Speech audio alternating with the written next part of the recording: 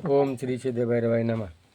बघा, ज्या वेळेला कृष्ण भगवान धृतराष्ट्राच्या घरी दुर्योधनाच्या घरी पांडवांना 5 गाव जहागीरदारी दी बा, सुईच्या टोकावर येणार नाही, आणि मग त्याच्या घरी जेवण केलं नाही, विदुराच्या कन्या खाल्या, आणि धृतराष्ट्राला जे ज्ञान सांगितलं ती काय, उद्धव गीता. आम्ही एवढे ज्ञान सांगून धृतराष्ट्रानं ऐकलं नाही. आता दुसऱ्याचं धन हडप करतो तो धृतराष्ट्र. आज जवळजवळ 75% धृतराष्ट्र झालेले आहेत. ती नीती, ज्याला पैशाशिवाय काही दिसत नाही, पापी पुत्रावरील प्रेमाने जो आंधळा आला आहे तो धृतराष्ट्र. फक्त पैसा आणि माझा मुलगा, दुसरं काहीच नको आहे, हे आज जगात झालेलं आहे. आणि आज मुलावर इतकं प्रेम करतात, आणि ते मुलं पूर्वी मुलांना धाक होता, आज मुलांना धाक नाही राहिला, मुलं बेताल झाली काय. आणि मग आज ती जी पहिली परिस्थिती होती ती आज आहे. विदुर दुस्ताराला सांगतो, दुर्योधन पापी आहे, तुझा पुत्र तुझे पाप पुत्रीरूपी जन्माला आले आहे. धृतराष्ट्राला काय म्हणतो, हे तुझं पाप आहे, हा सगळ्या कुळाचा नाश करणार आहे काय. ज्यावेळेला दुर्योधन जन्माला आला त्यावेळेला सांगितलं होतं का याला मारून टाक, आणि हा सगळ्यांना अनेकांकरता जरी एक मेला तरी चालेल. पण त्यावेळेला धृतराष्ट्रानं ऐकलं नाही. तुझ्या वंशाचा नाश करण्यास जन्माला आले आहे, हा दुराचारी पुत्रामुळे त्याच्या मातापित्या दुर्गती मिळते. पुत्र सदाचारी असेल तर त्याच्या मातापित्याची सद्गती मिळते. पुत्र दुराचारी असेल तर त्याची संगती सोडा, मान्य करा, हा माझा पुत्र नाही. वाईट वागत असेल तर त्याचं संगत सोडा. आजकालचे तरुण पापाला भीत नाहीत. आज पाप आणि पुण्य हेच काही कोणाला समजायला जागा नाही. चोरी आणि व्यभिचार तर महापापी आहेत. पापी क्षम आहेत, कित्येक चोर तुरुंगात आहेत, आणि काही चोर महालयात आहेत.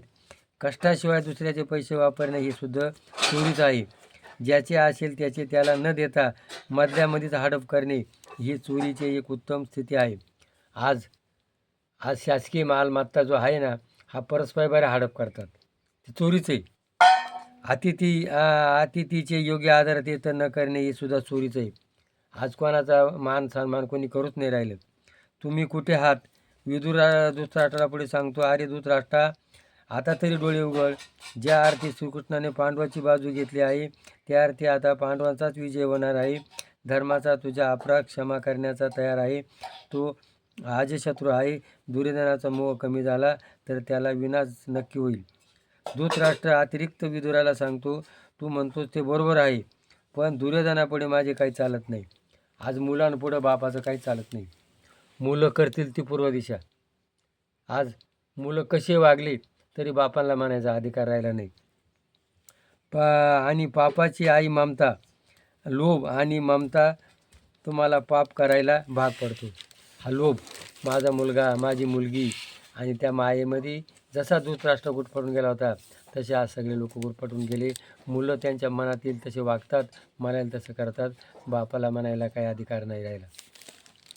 दुर्योधनाविरुद्ध विदुर जे बोललो त्याचे वृत्तांत दुर्योधनाला कळले, तेव्हा दुर्योधन येऊन विदुराचा अपमान करतो. दुर्योधनाला म्हणतो, तू दाशीपुत्र आहेत, तुझे अन्न माझे अन्न खाऊन तू माझी निंदा करतोस, माझ्या विरुद्ध कसे वागतो. आणि मग तो विदुर तिथून निघून गेला. ज्या वेळेला सत्पुरुष घरातून निघून जातो त्यावेळेला घराचा नाश होतो. आणि विदुर तिथून निघून गेला, नदी किनारी राहू लागला, आणि संपूर्ण कौरव कुळांचा नाश झाला. आज मुलांना जर काही म्हणायला गेलं तर आम्ही जीव द्यायला चालू, आम्ही आत्महत्या करतो, आणि मग ते आईबापा काही म्हणते नाही. आज मुलं बेताल वागू राहिले, त्यांच्या मनात येईल तसे वागतात. आणि आज जी ती पूर्वीची परिस्थिती होती ती आज चालू होणार आहे. म्हणून आता तरी उघडा डोळे, मातेच्या खोडे दगडा आला पोटाशी, सावध व्हा, भगवंताची भक्ती करा. जय भैरवनाथ.